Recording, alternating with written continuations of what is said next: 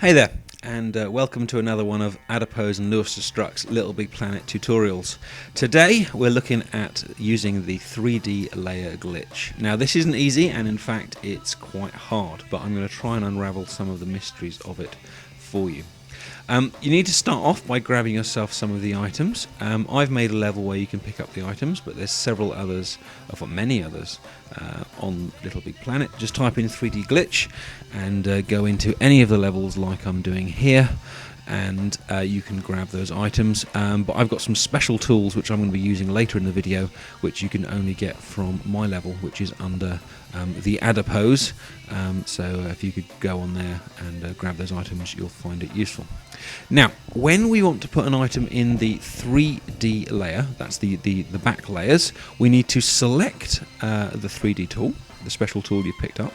Don't place the item, deselect it, then select the material you actually want to use, and any shape you want, and then start drawing, and you'll see magically that your item has, your object is now on the normal 3 layers and in the background layers as well. Let's do that one more time for you. You select the special 3D item, don't place it, come out again, get rid of any friends that want to join you, select the object you wish to draw, and then put it in. And there you go, one big in the background item. And you could turn that into a mountain or a rock or whatever. Now, supposing you don't want it to take up all that space there, here we go. We select the item, you come back out, you choose the material you want to use, and then you just you push it back using the R buttons, and you can push it back one layer at a time. Draw it again, and you can see now that it's not on the playable layers at all, it's just at the back. We can also move it to the back and then move it forward. So I highlight the 3D tool, go to my material, I walk it all the way back until it is just a thin layer, and then by making it thicker and thinner, you can see it actually starts to walk forward. It's a mysterious little bug, this, but it will walk forward, and you can walk it forward by making it thick, thin, thick, thin, thick, thin, until you get it to the layer that you'd like to draw it in, and then you can make it 1, 2 or 3 layers and draw yourself an object. So there we go, a bunch of objects that are in the back layer for you to play with. We can put objects into the front as well. If you there's a 3D tool which is for the front layer, or even for both layers. Again, you highlight it, but don't place it. Come back out, choose a material, and draw. And you can see there you've got a massive floor. It could be a floor, a temple, or a kitchen. But this is a level by Corndog. It's called an enchanted evening, I think, or an overcast evening, sorry. And you can see he's got these wonderful objects in the background, these buildings, he's got lights there. You know, this isn't just something that's been drawn in the background. This was an object made in the normal layers and then placed into the background. And I'm going to show you how to do that. Now, I'm going to put this arch into the background. You can't put every type of object into the background. You can't put any kind of bolt into the background, and moving objects are a bit tricky, but pistons work most of the time. This arch was from the Game of the Year edition, but obviously you can make yourself your own objects and then put them into the background. You should nearly every time have dark matter attached on it somewhere. If you don't put dark matter on it, you can't layer one object in front of the other. Just hide some dark matter on there somewhere where it's not going to be seen. And there we go. Now, I've got these tools for you. You can collect these from my level. You can choose what layer you want to put your item back into. And this is the tool. It's called Back Layer Tools 1 to 40, which is 1 to 40 layers back. Grab it out of your pocket and place it. And it's quite big, so make sure you've got lots of room. And when you place it, you'll see, probably to your surprise, that actually the numbers are coming forward. They're going into the foreground, not the background. And you think I made a mistake. Well, I haven't, because we need our foreground objects to push our object back into the background. Turn into front view, and you can actually see what we've got here. You've got numbers 1 to 40 on white wood. And each number corresponds to whichever layer you want to put it in. So let's say we want to put our item back into the 27th back layer. You just copy out that particular slab, and then we don't need this anymore, so we can delete it. Thank you very much. We've got our number 27. You want to make sure that the archway is as far forward as possible, not at the back, as far forward as possible, and then we capture the arch and the number block together. Okay, so we're making a brand new object in the poppet, which has the object you want to put in the background and the number block. Remember, this is all in front view.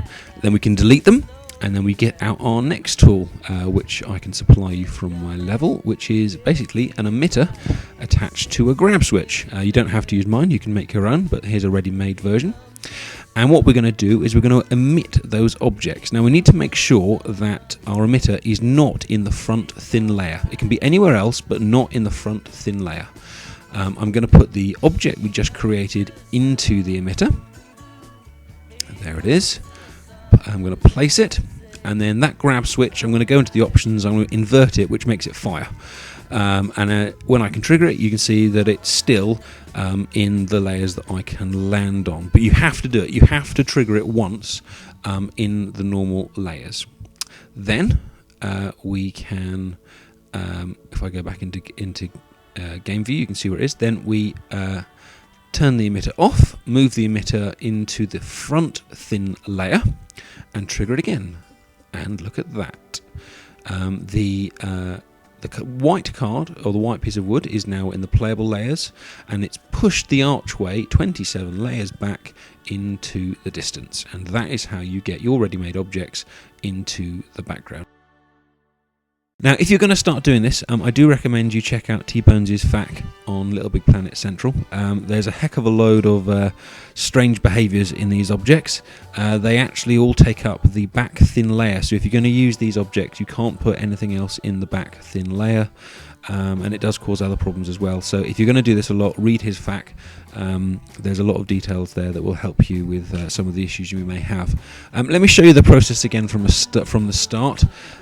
To familiarise you with it. I'm going to do this all in front view, and I'm going to put this parrot into the background, but not as far this time. I'm going to imagine that I'm creating some strange museum, and I want this parrot in the background to make a nice effect. I'm going to grab number 5 from my tool, copy it out, then I'm going to delete the rest. Don't just sling objects in the background for the sake of it, and don't just create a mountain in the background for the sake of it. Make sure it's something that looks good. There's no point doing this in an amateur way. Really, you only want to start doing this once you've mastered using the 3 layers you've got, because with the 3 thick layers and 4 thin layers and the preset backgrounds, you really want to only want to be using this if you have to. But assuming that we do, I'm capturing these as a new object and then deleting the originals. I'm going to get out my little emitter tool. I'm going to make sure that it's not on the front layer. Doesn't matter where else it is, but it can't be on the front layer. I'm then going to put my object inside the emitter. I then need to make it emit, which will then put it onto the normal layers. So we'll just do that now by inverting the grab switch.